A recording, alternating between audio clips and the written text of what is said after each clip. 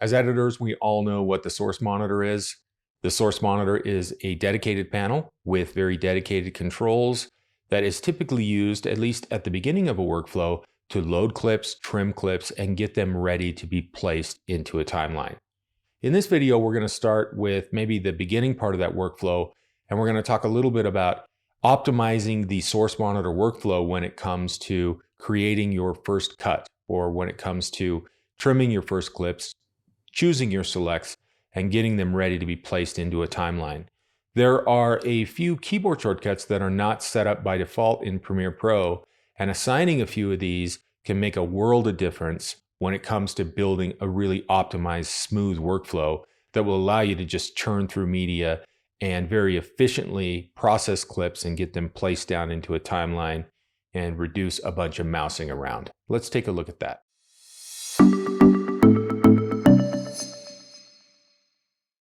I came across a recent poll on a very popular Premiere forum. It was actually the largest Premiere user group on Facebook.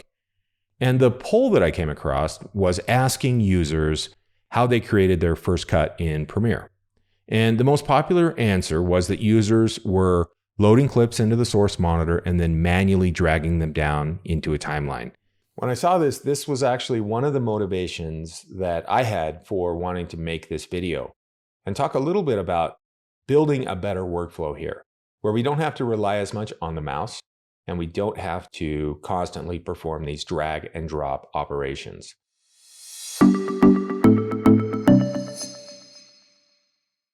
All right, let's open up our keyboard shortcuts editor and take a look at some of the keyboard shortcuts that we want to assign.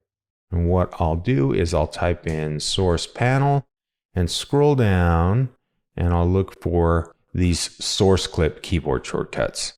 What we're going to do is we're going to create new keyboard shortcuts. And if we scroll up just a little bit here, you can see that all these keyboard shortcuts are specific to the source monitor panel. So that means that these keyboard shortcuts only apply when the source monitor is active. What I'm going to do is I'm going to set source clip next to option arrow down. And you notice we're overriding a leading keyboard shortcut that I never use. And then for source clip previous, I'm going to choose option arrow key up. And then I'm also going to create a keyboard shortcut for source clip last, which is option right arrow key, and source clip first, which is option left arrow key. Everybody's keyboard shortcut workflow is going to be a little bit different, so feel free to set these up in a way that makes sense to you. All right, now that we've got our keyboard shortcuts set up, this forms the baseline for an entirely keyboard-driven workflow. We're going to be using these keyboard shortcuts to quickly load, trim, and insert clips directly down into a sequence without even needing to use a mouse. Let's take a look at this as we create our first rough cut.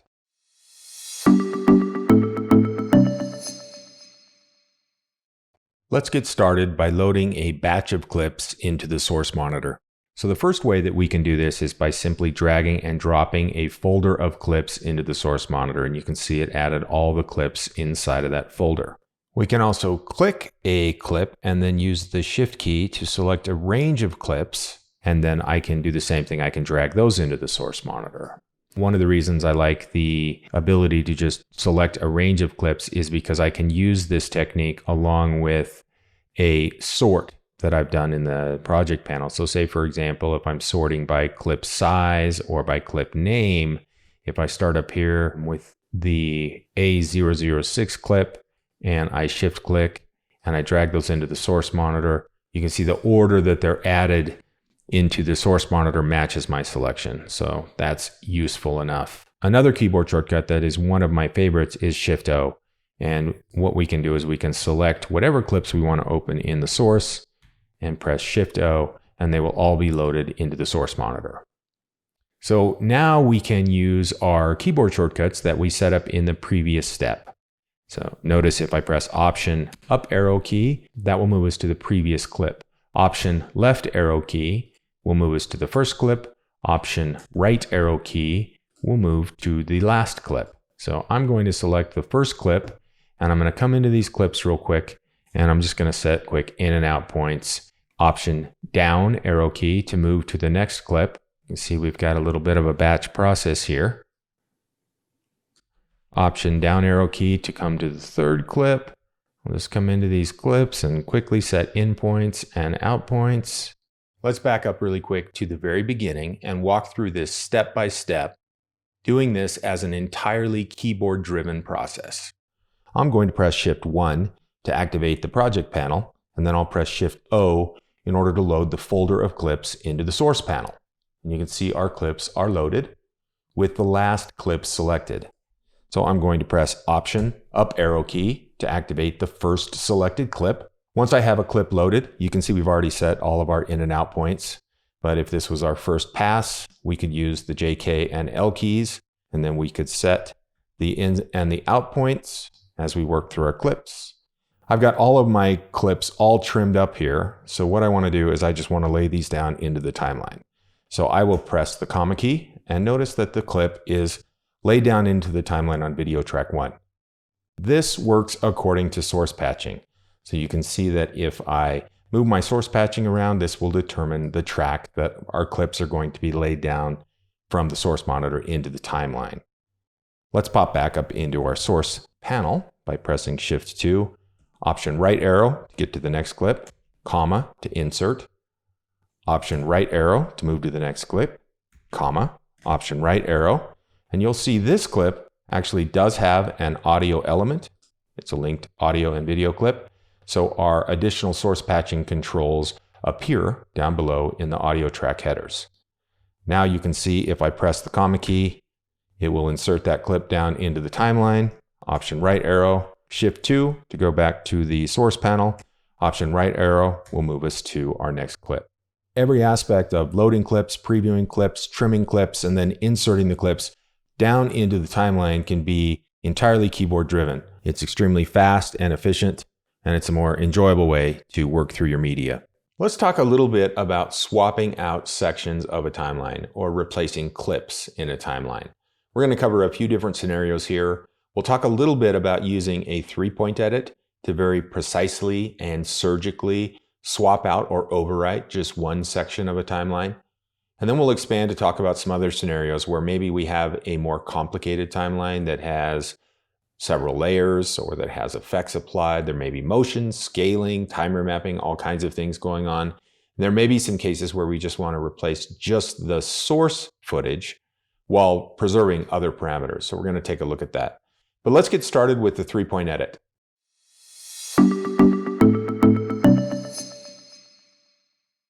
Let's start by replacing this clip right here.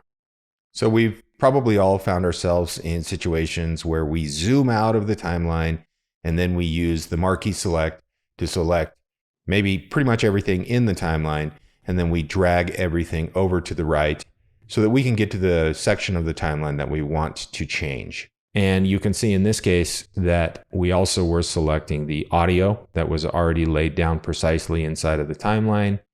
At that point, the next step would be to try to make the new clip fit.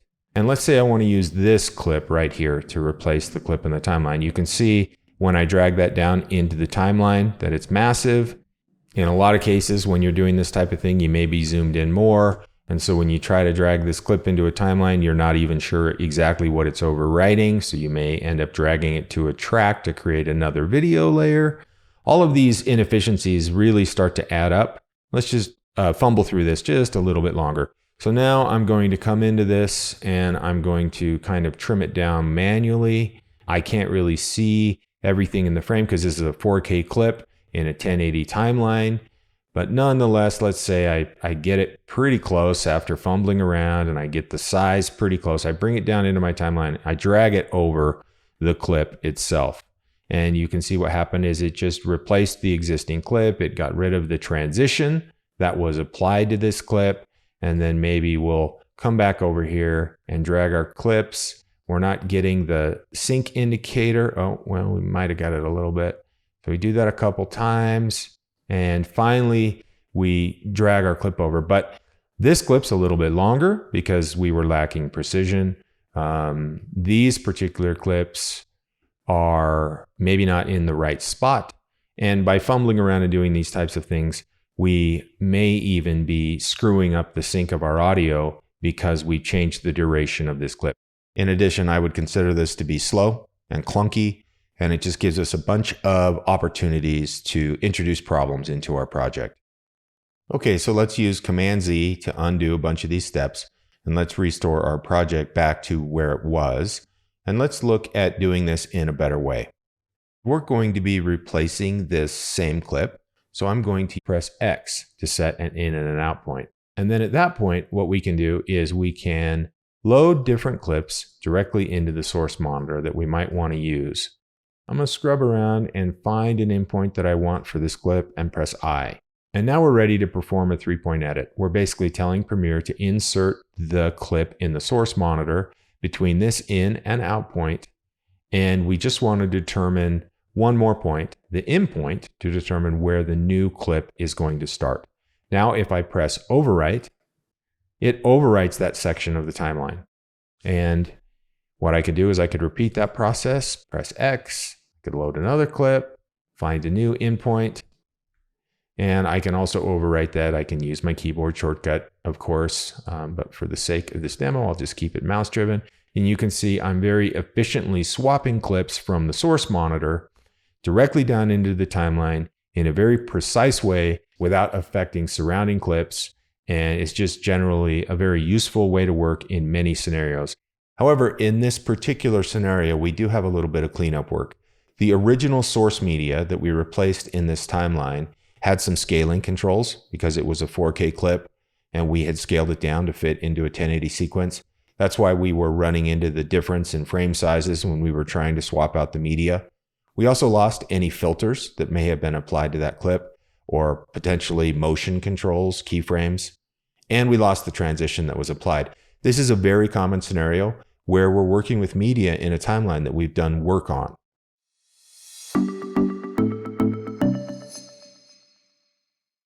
Let's talk about the other technique that I mentioned in the intro, where we'll actually be swapping out the source file itself while preserving other important properties. If we select the clip and we go into our effect controls, we can see we have a Lumetri color effect, we have a scale property set, and we can also see that we have a cross dissolve transition on the left side of this clip. We may want to maintain those particular parameters, and we just want to replace the source clip while keeping all of those other things intact. And so let's take a look at how we can do that.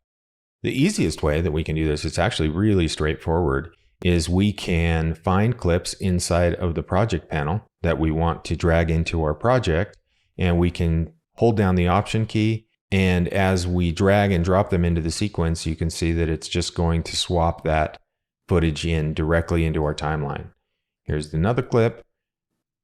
I can hold down the Option key, drag and drop. You'll see in both of those cases that the effects that were applied, the Lumetri, the scale, and even the transition, all of those things are maintained. And so it's a super efficient way to drag and drop and replace the source footage.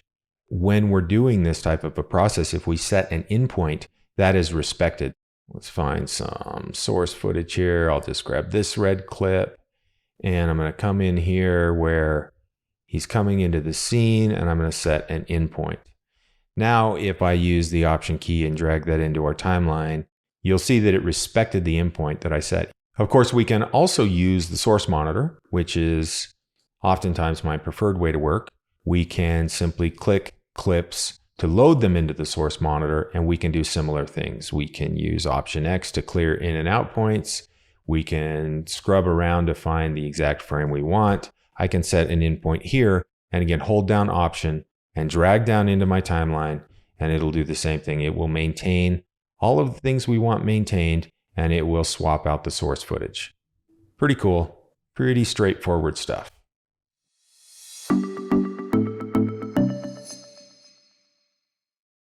In this next section, we will be talking a little bit about how keyboard shortcuts work inside of Premiere Pro. Premiere's keyboard shortcuts can work on an application-wide basis, but they can also be panel-specific.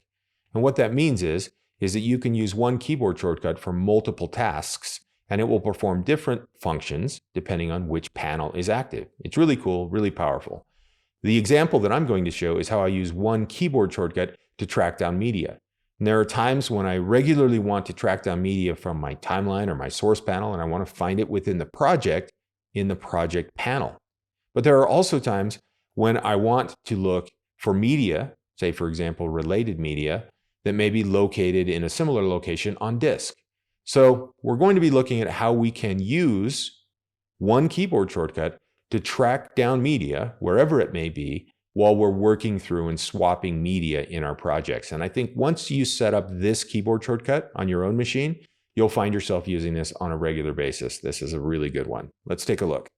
In this case, you can see this clip is definitely underexposed. And let's say I want to replace it with a similar clip.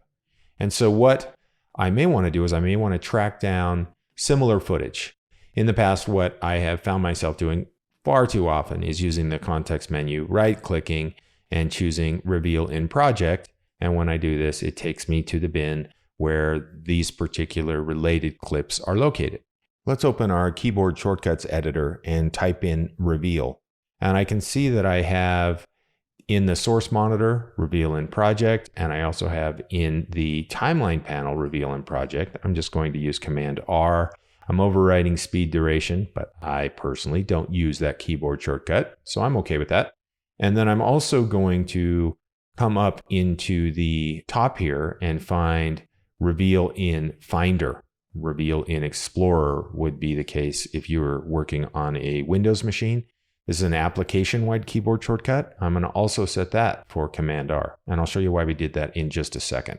Let's go back to our timeline, and let's say I want to track down the folder that this clip is located in. Command R opens it right up, takes me directly to that folder. Come back to the clip that we're going to replace, hit Command R, and it will take me right back to that project panel to find the bin where it's located. Okay, so now let's talk about the second keyboard shortcut that we set up. If I press Command R, notice this activates the project panel. And if I press Command R one more time, it will open up the folder where that file is located on disk. Remember, we set up the first keyboard shortcut to work when the timeline panel was active. That was a timeline panel specific keyboard shortcut. And when we press that keyboard shortcut, it finds the file in the project panel and it activates the project panel.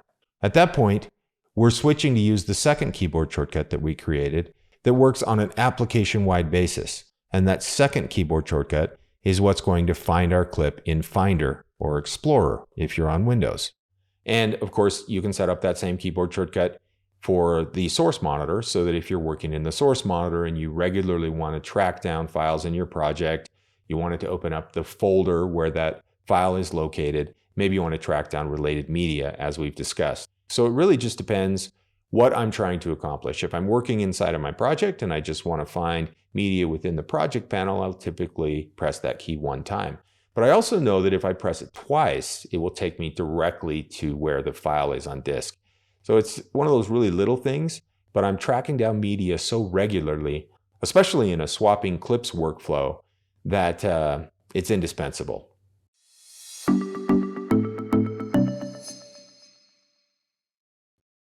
Okay, so in this final section, what we're going to look at is we're going to look at performing a match frame replace. And what we'll be doing is we'll be locating significant frames in our existing clip on the timeline, and then we'll also be tracking down that exact same frame in a clip that we want to replace it with. I've set a little marker to make my demo easier, but let me play this clip and you'll hear the gentleman say, okay. So let's make sure our clip is selected and press Command R to open it up in the project panel. And here we can see that we have other related clips, other angles, and we're going to use one of these to replace the clip in the timeline. I know in this particular case that this is the shot that I want to use, and if I scrub through and I play this, I can navigate to the point where he says OK. And at this point, if I go back down into my timeline and I navigate to this same frame, now what I can do is I can access the clip menu and I can choose replace with clip, and I can use from source monitor match frame. And what this will do is this will use the playhead locations of the timeline and the source panel to precisely replace the clips while maintaining frame accuracy. I use the markers just for the purposes of my demo, but they do not apply, and you don't need to worry about how your markers are set for this particular function. You'll also see when I replace with clip using the match frame that it even maintains the J-cut that I've set into my timeline. Match frame is a very useful feature if you find yourself working regularly with multiple angles, or you're working with multicam shoots, for example. It's nice to have that frame accurate precision. Well, hopefully that gives you a few useful ideas when it comes to how you can more efficiently swap out sections of your timelines. I also dive into a little bit more depth here when it comes to talking about 3-point edits in our pancake timeline video. In this video, we talk a little bit about patching from one sequence to another, and we get into some of the benefits of using that as an organizational tool that can have an impact to how you build out your projects and how you structure your media. And it's a very powerful workflow that can be extremely useful if you find yourself working with a lot of content. So feel free to check out that video if you think that that would be useful. And I'll see you around. Thanks.